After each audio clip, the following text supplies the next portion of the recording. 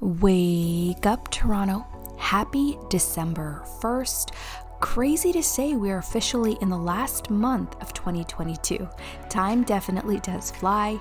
Hopefully, throughout this year, you're able to achieve goals that you had jotted down and celebrated those milestones along the way.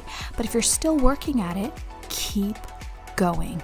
Every journey is uniquely different and goes at a different pace as well, so no need to rush to that finish line. You got this.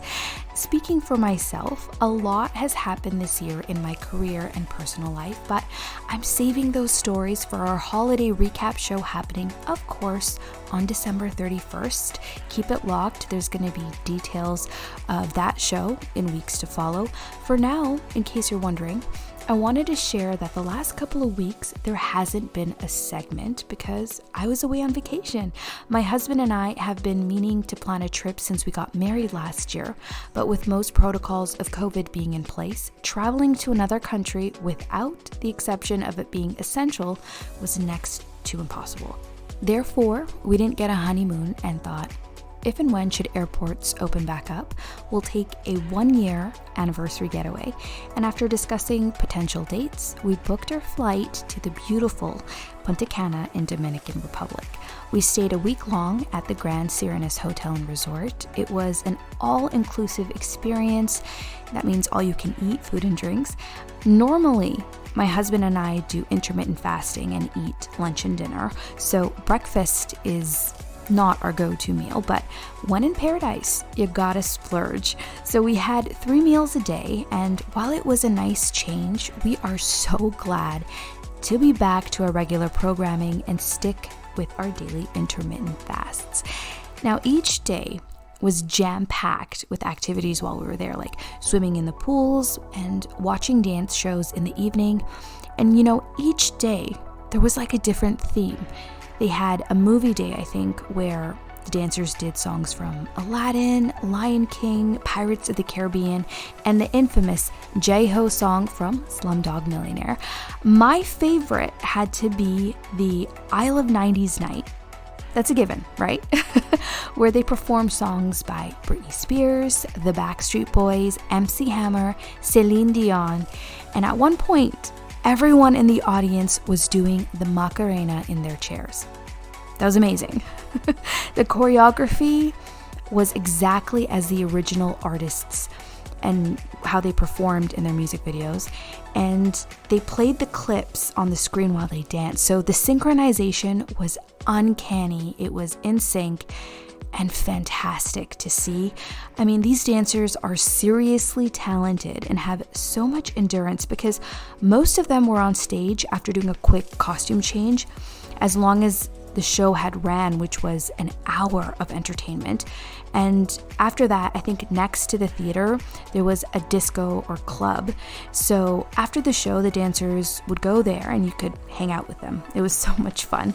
There was also, I think, a gym, which my husband went to a couple times. I kind of opted out of it.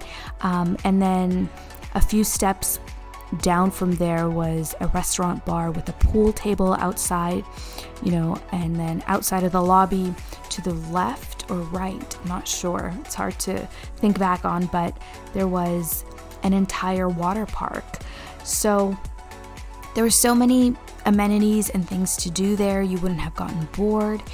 And I gotta say, the staff were also so hospitable. We had the same server named Maria during the course of our stay there, and she was like so delightful and kind.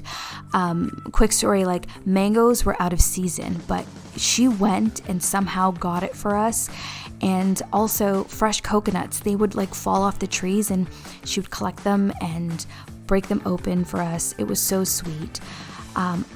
Another story is here, exotic fruits especially are super expensive if you go into Walmart or Loblaws. And I remember buying one time a passion fruit for $3.99, just a single one. So in Dominican, like at the buffet, there was trays and trays of passion fruit. Let me tell you guys, I loaded up on that. It was so delicious. Another key detail was that we took our parents with us to Dominican, and they haven't actually gone on vacation since pre-COVID times. And so right now at their age, they have like this anxiety to travel alone. So my husband and I thought we would accompany them and make sure they have like a relaxed flight. And we're happy we did. It was incredible. But on another note, like who would have thought a 4-hour journey would actually mean a full day of traveling? And it's like the little details of, prepping the house, for instance.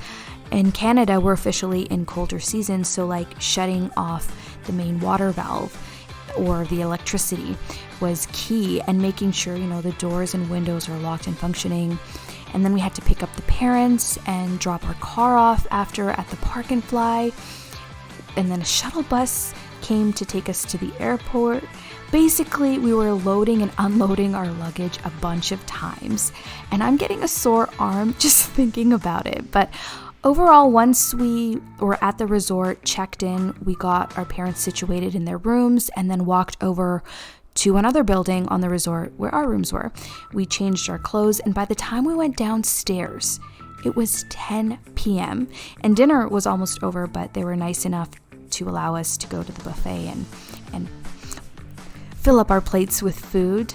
But yeah, our day began at 5 a.m. We woke up and it ended around 11 or 12. So it was a hectic day for sure.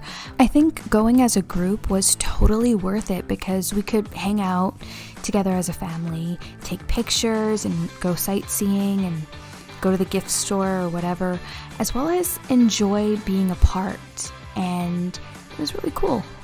Another refreshing thing was meeting strangers from different parts of the world and connecting with them. So if you're a sociable person, it's a great way to get to know people. And even if you're not, here's a tip 101.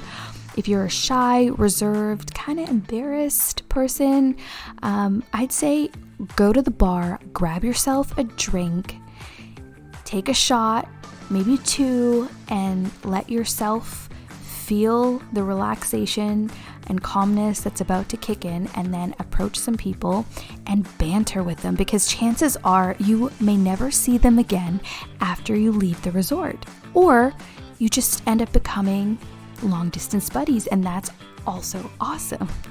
So now it's back to reality for my husband and I, and I'm sort of trying to reset myself mentally and resisting sleeping in. I want to maintain our regular routine, which is waking up and starting the day at 5 a.m. And I have to admit, it's been tough, but I know a couple more days and I'm sure we'll be fine. So yeah, that is the long version of why there has been no Wake Up Toronto broadcasts.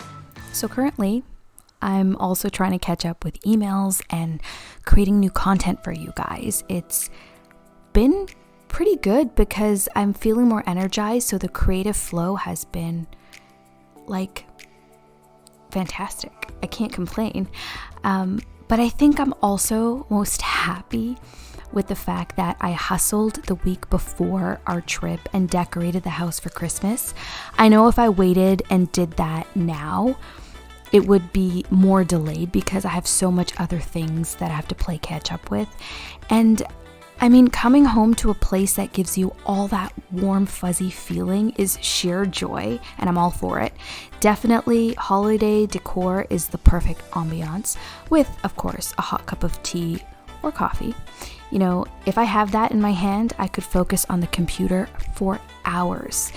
Having said that, I think that was a huge deal of why my husband and I took a vacation away from home, because we both remotely work, and I'm so glad we're not alone, and we can see each other. But bless those people who do live alone and work remotely, especially during COVID time. It wasn't an easy thing to deal with, and mental health was plummeting for a lot of people, including myself. And during that time, there was rarely social interactions other than Zoom, right? So I think as the times are slowly switching up and some jobs are back to in person while others are a couple times a week, I think it's much needed. Normalcy is slowly returning. And I will say though, I prefer the time that I save on commuting, putting lunches together, and getting dressed. It is phenomenal that I don't have to do that. Anyway, I'm trailing off from the point that I was trying to make, which was a key reason why we did a destination rather than a staycation is because we're domestic beings. We love our house so much, but after, signing off of our computers at the end of the day, our focus tends to shift and be on like chores of the house or cooking dinner, little home renovations here and there. And so there isn't naturally a full day of break that we would get. So we had to forcefully, it was needed, temporarily kick ourselves out of the house and unplug so we can get an entire week of rest, rejuvenation, relaxation, all that good stuff. So how about you? That's the question. Any plans to go away for a vacation? If not anytime soon, if you could visit any place in the world, where would you choose? Share it in the comment section below. And guys, that is a wrap on today's show. It's a bit short, but I assure you there is lots to chat about in the next few weeks, so you want to keep it locked for that. And I think we can agree here that at Wake Up Toronto, we advocate positive, uplifting stories in hopes to inspire other listeners. And there's nothing like a feel-good story, that can really set the tone for a wonderful day.